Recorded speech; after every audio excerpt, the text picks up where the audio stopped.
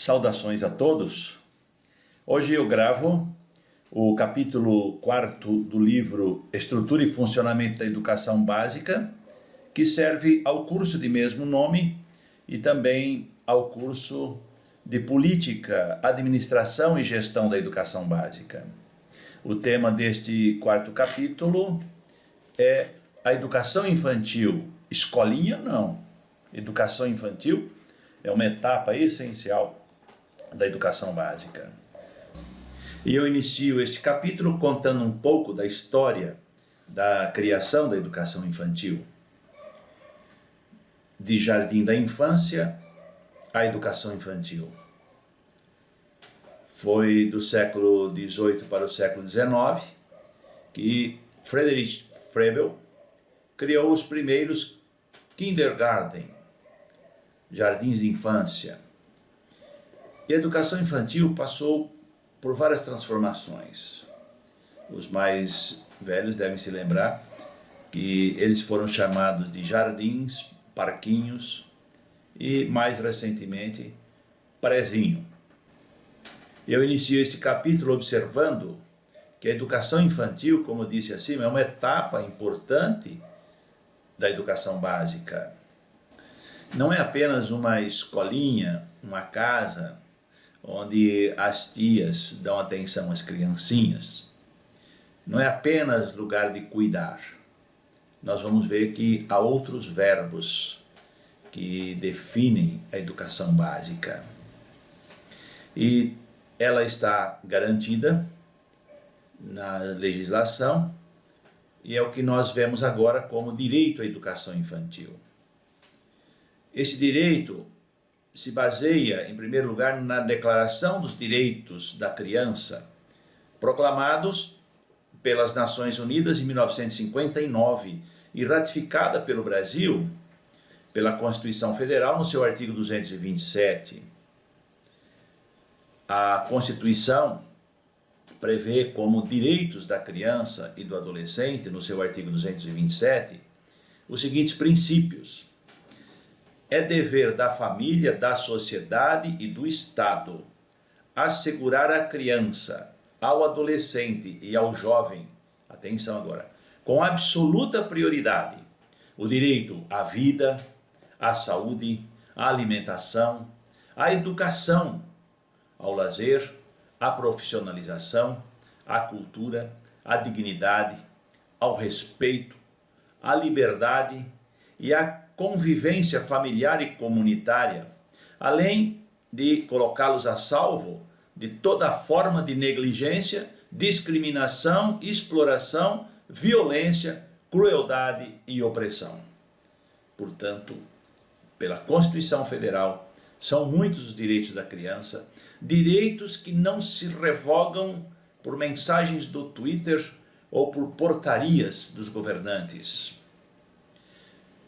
O direito à educação continua garantido e previsto e regulamentado na Lei 9.394, que é a LDB, principalmente nos seus artigos 29 a 31. Também na Resolução 5 de 2009, da Câmara de Educação Básica do Conselho Nacional de Educação, e no seu parecer, número 20, também de 2009, da mesma Câmara.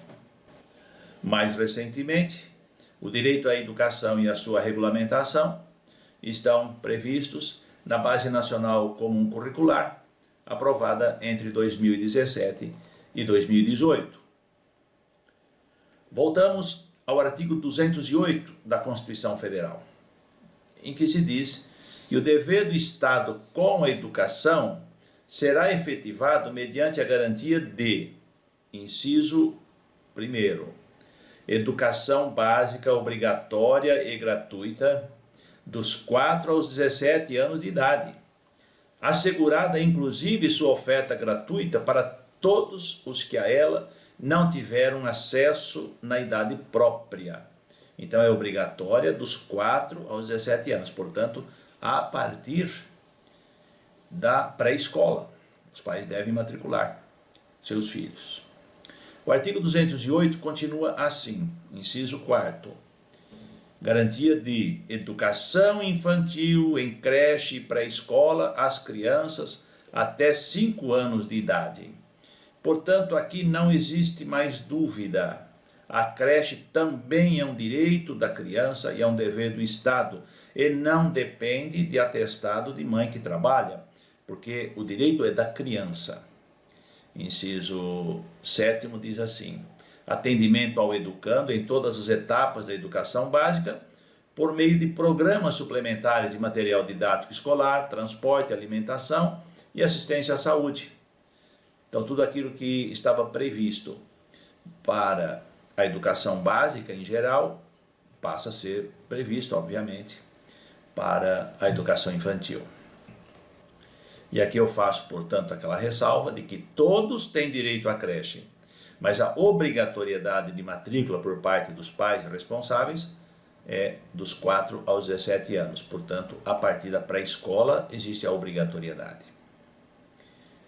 Aqui eu destaco a meta número 1 do Plano Nacional de Educação, que diz: universalizar até 2016 a educação infantil na pré-escola para as crianças de 4 a 5 anos e ampliar a oferta de educação infantil em creches, de forma a atender no mínimo 50% das crianças de até 3 anos até o final da vigência do Plano Nacional de Educação.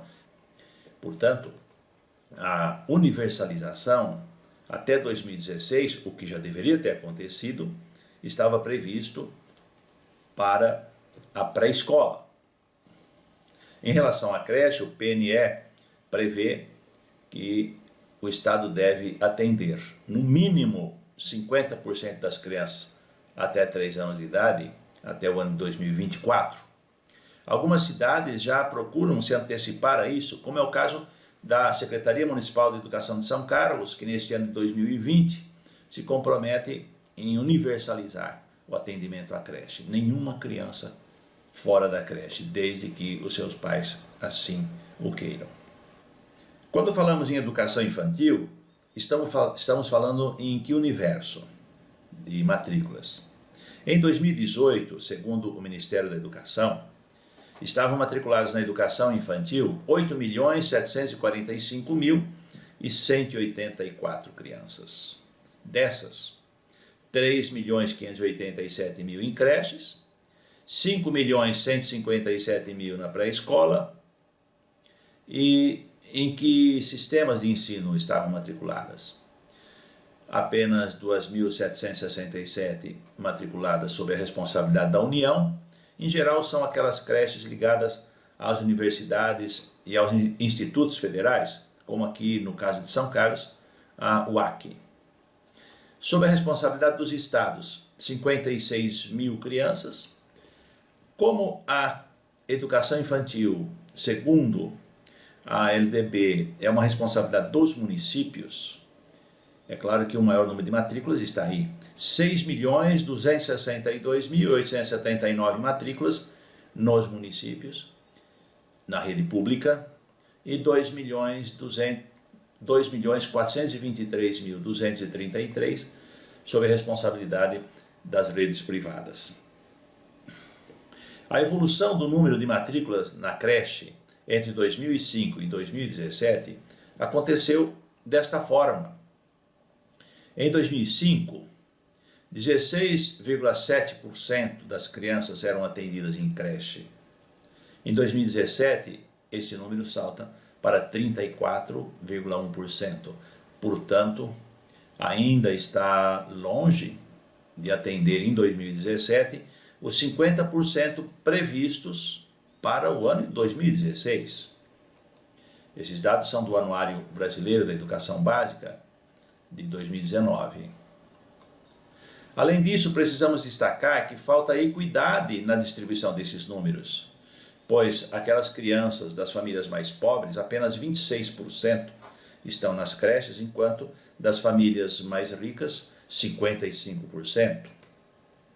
E a partir de agora, o que é mais importante neste capítulo é responder à pergunta: o que é educar na educação infantil?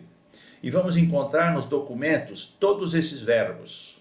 Educar na educação infantil é cuidar, educar, socializar, ensinar os conteúdos, aprender, brincar, conviver, participar, explorar, expressar-se e conhecer-se. Portanto, é um objetivo muito grande, muito amplo, e se deve dar muita atenção a esta etapa da educação. O que diz a Base Nacional Comum Curricular sobre a educação infantil? Diz que ela deve atender a 5 campos de experiências: o eu, o outro e o nós, corpo, gestos e movimentos, traços, sons, cores e formas, escuta, fala, pensamento e imaginação, espaços, tempos, quantidades, relações e transformações. Vejam como é complexo, como é amplo o direito à educação e a sua prática na educação infantil.